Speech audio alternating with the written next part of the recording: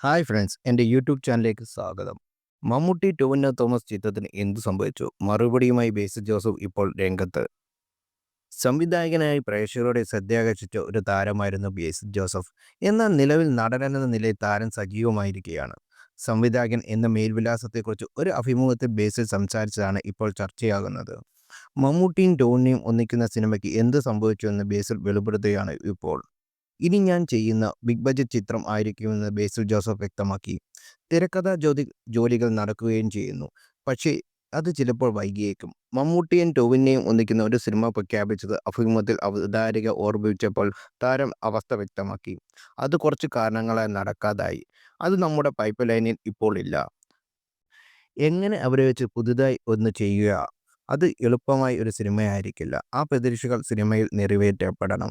പക്ഷേ അത് എനിക്ക് പേടിയാണ്. അങ്ങനെ ഒരു സിനിമ വന്നാലേ ചെയ്യുകയുള്ളൂ എന്നും ബേസിൽ ജോസഫ് പറയുന്നു. ബേസിൽ ജോസഫിൻ്റെ ഒടുവിൽ വന്ന ചിത്രം സൂക്ഷ്മദർശിനിയായ ചിത്രത്തിൽ തസ്രിയയാണ് നായികയായി എത്തുന്നത്.